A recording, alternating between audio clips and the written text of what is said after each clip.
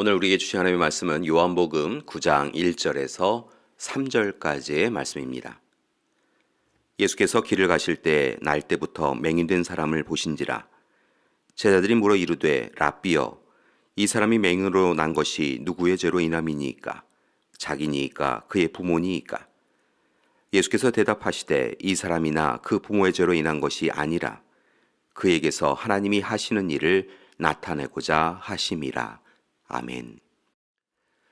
오늘 말씀을 보면 예수님과 제자들이 길을 가다가 태어나면서부터 맹인인 사람을 보았습니다. 이때 제자들이 그 사람을 가리키며 묻습니다. 선생님, 랍비여, 이 사람이 맹인으로 난 것이 누구의 죄로 인함입니까? 저 사람 자기 때문입니까? 아니면 그의 부모 때문입니까? 실은 이해할 수 없는 질문입니다. 앞을 못 보는 맹인 된 것이 누구의 죄냐라고 하는 이 질문 자체가 실은 우리에게는 이상하고 또한 받아들일 수 없는 질문입니다. 앞을 볼 수 없다는 것이 불편함의 문제라고 하는 것은 동의하지만 그것이 죄 때문이라고 하는 것은 이해할 수도 없고 오히려 다분히 분노를 일으킬 수 있는 그런 질문입니다.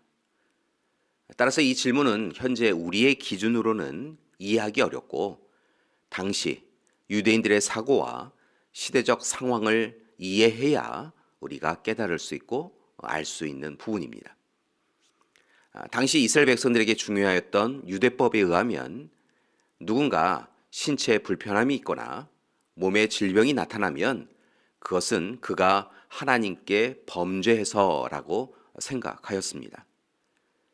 그런 의미에서 제자들은 예수님께 맹인이 앞을 볼 수 없는 것이 과연 누구의 죄 때문입니까? 라고 물은 것입니다.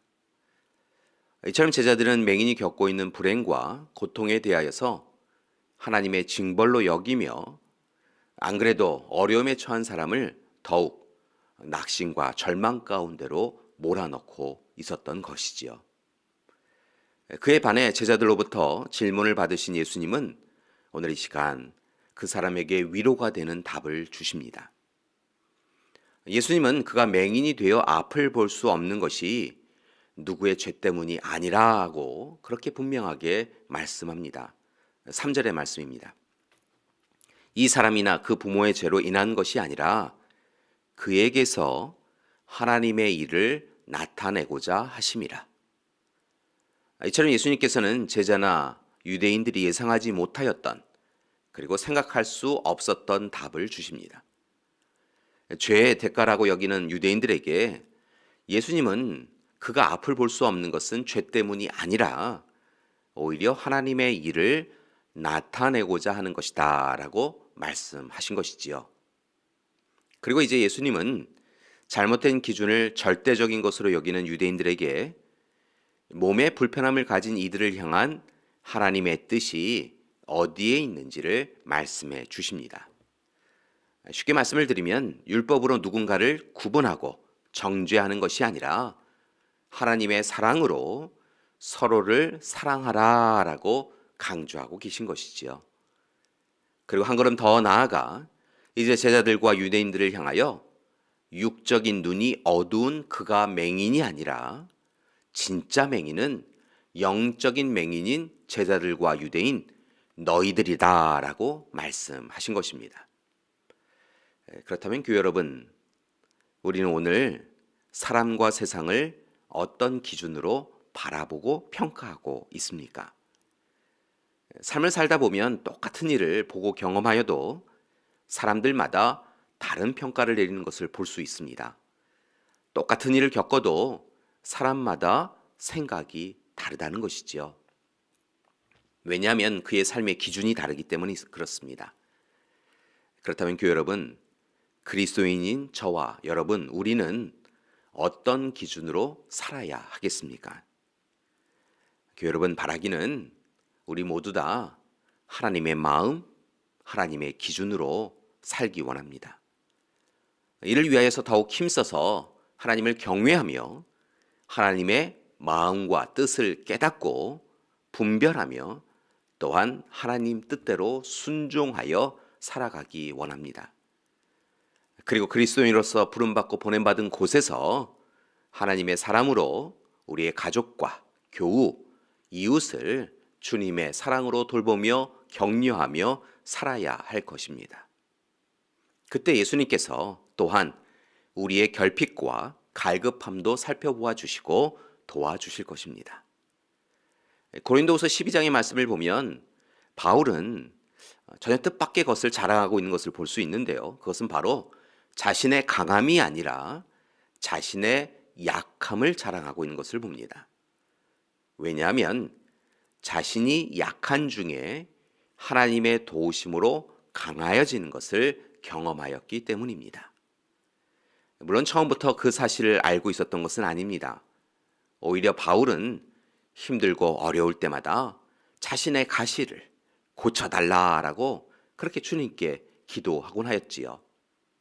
그러나 주님께서 내 은혜가 내게 족하다.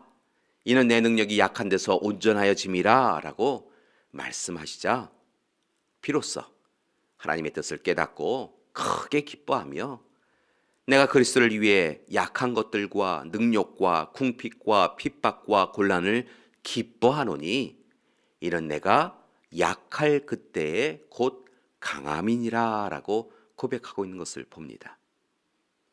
바울은 자신의 약함을 통하여 그리스도의 강함을 드러내는 것을 기뻐한 것입니다. 교회 여러분, 바라기는 우리도 우리의 약함을 통하여서 하나님을 만나시고 하나님의 은혜를 사모하시는 그런 하루가 되시기를 기도합니다.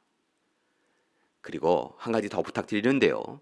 이 시대 약자들을 주님의 마음으로 살피고 그들을 향한 주님의 손과 발이 되어져서 그들을 찾아가고 위로하고 돌보기 원합니다. 그때 맹인과 함께 하신 하나님, 그리고 바울과 함께 하신 하나님께서 또한 연약하고 부족하고 둔한 저와 여러분, 우리와도 함께해 주실 것입니다.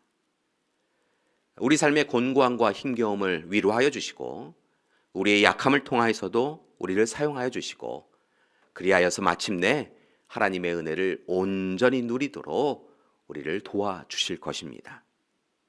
오늘도 하나님의 사랑을 누리시고 또한 하나님의 사랑 전하시며 행복한 귀한 삶 살아가시기를 간절히 기도드립니다. 함께 기도하시겠습니다. 사랑의 하나님, 오늘 말씀을 통하여서 그리스도인으로서 어떤 삶의 기준을 가지고 살아가야 되는가라고 하는 것을 살펴보게 해주시니 감사드립니다. 하나님, 제자들과 유대인들이 가졌던 율법적 사고관에 빠져서 무엇이 옳고 그른가라고 하는 것을 우리의 기준으로 살며 우리의 삶을 스스로 힘겹게 하는 삶이 아니라 바라고 나기는 우리가 허락하신 복음을 붙잡고 주님 사랑 나누며 살아가는 우리 되게 하여 주시옵소서. 또한 간절히 바라고 나옵기는 우리의 약함을 통하여 우리에게 다가오시는 주님 바라보며 주님이 이루실 일들을 기대하며 기도하며 소망 가운데 살아가는 우리 되게 하여 주시옵소서. 귀한 하루를 허락하여 주심을 감사드립니다. 오늘 하루 온종일 우리 믿음의 가족들과 동행하여 주시옵시고 크신 사랑, 꼭 필요하신 사랑 우리 믿음의 가족들에게 허락하여 주시옵소서.